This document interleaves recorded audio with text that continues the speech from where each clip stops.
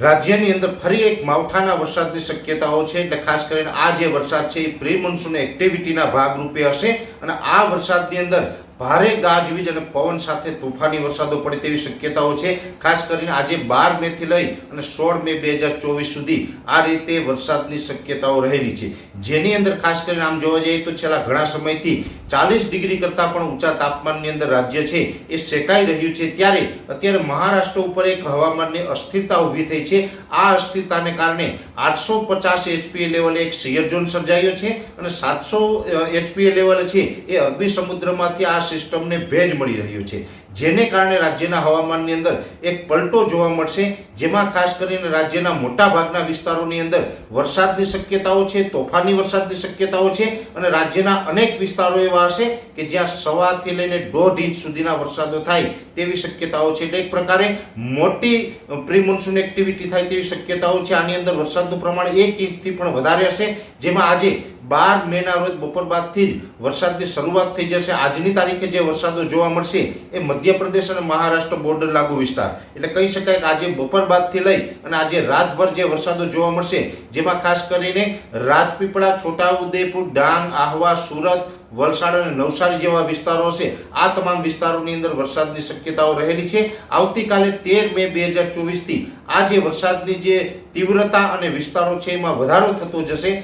13, 14, 15 અને 16 આ 4 દિવસ છે, આ 4 દિવસ દરમિયાન રાજ્યના મોટા ભાગના વિસ્તારોને આવરી લેશે અને એ દરમિયાન ખાસ કરીને આવતીકાલે આજે બપોર બાદ અને આવતીકાલે 13 તારીખ સાંજ સુધી દક્ષિણ ગુજરાતના જે વિસ્તારો છે, જેમાં તમામ વિસ્તારોની અંદર વરસાદની શક્યતાઓ છે એ આવતીકાલે 13 તારીખ સાંજ સુધી રહેલી છે। મધ્ય ગુજરાતની અંદર વાત કરવા જાય તો મધ્ય ગુજરાતની અંદર 13, 14 અને 15 એમ 3 દિવસ સુધી વરસાદની શક્યતાઓ છે, જેમાં અમદાવાદ, ગાંધીનગર, આણંદ, નડિયાદ, ખેડા, કપડવંત, બરોડા, દાહોદ, ગોધરા, લુણાવાડા અને એની આસપાસના તમામ વિસ્તારો, આ તમામ વિસ્તારોની અંદર 3 દિવસ સુધી વરસાદની શક્યતાઓ છે। ખાસ કરીને ઓલ ઓવર ગુજરાતની અંદર જે વરસાદો પડવાના છે તેમાં મધ્ય ગુજરાતની અંદર બરોડા, ગોધરા અને અમદાવાદ આસપાસના વિસ્તારોની અંદર તીવ્રતા વધુ જોવા મળે તેવી શક્યતાઓ છે। ઉત્તર ગુજરાતની અંદર પણ ખાસ કરીને જે સાબરકાંઠા, બનાસકાંઠા અને પાટણ, મહેસાણા જેવા વિસ્તારો છે, આ તમામ વિસ્તારોની અંદર 13 અને 14 તારીખ દરમિયાન વરસાદની શક્યતાઓ છે। સૌરાષ્ટ્રની અંદર વાત કરવા જઈએ તો સૌરાષ્ટ્રનું ગીર સોમનાથ, અમરેલી, ભાવનગરના અમુક પાટો છે, બોટાદ, સુરેન્દ્રનગર, રાજકોટ, જુનાગઢ,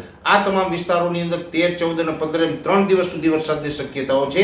અને પશ્ચિમ સૌરાષ્ટ્રના જે ભાગો છે, જેમાં દ્વારકા, પોરબંદર અને જામનગર જેવા વિસ્તારો છે, જેમાં 14 તારીખ અને 15 તારીખે 2 દિવસ સુધી વરસાદની શક્યતાઓ છે। કચ્છની અંદર ખાસ કરીને વાત કરવા જઈએ તો 13 અને 14 તારીખ એમ 2 દિવસ સુધી વરસાદની શક્યતાઓ છે। અને કચ્છની અંદર કચ્છના જે દરિયાઈ કાંઠાના તમામ તાલુકાઓ છે એ તમામ તાલુકાને વરસાદ છે પ્રભાવિત કરે તેવી શક્યતાઓ છે। ઓલ ઓવર જોવા જઈએ તો આ રાજ્યની અંદર આ માવઠું છે વિસ્તારની દ્રષ્ટિએ ખૂબ વધારે વિસ્તારોને આવરે તેવી શક્યતાઓ છે। સૌરાષ્ટ્ર, કચ્છ, મધ્ય ગુજરાત, ઉત્તર ગુજરાત અને દક્ષિણ ગુજરાત એમ તમામ ઝોનોની અંદર આની અસર થશે અને આ અસર તળે મોટા ભાગના વિસ્તારોની અંદર થંડરસ્ટોર્મ એક્ટિવિટી થશે અને થંડરસ્ટોર્મ એક્ટિવિટીને કારણે વરસાદ થશે, જેને કારણે વરસાદ છે 1 ઇંચ કરતાં વધારે એટલે 1.25 થી લઈ અને 1.5 ઇંચ સુધીના વરસાદ જોવા મળે તેવી શક્યતાઓ છે। અને મોટા ભાગના વિસ્તારોની અંદર ગાજવીજ અને ભારે પવન સાથે વરસાદ પડે તેવું હાલ એક અમારું અનુમાન છે।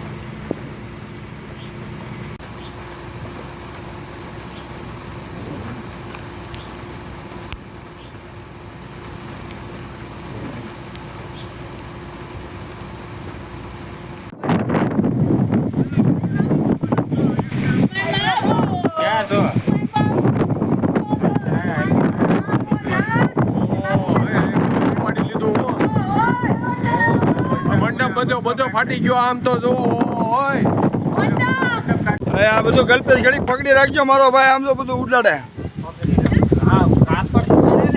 હવે તો એ થાય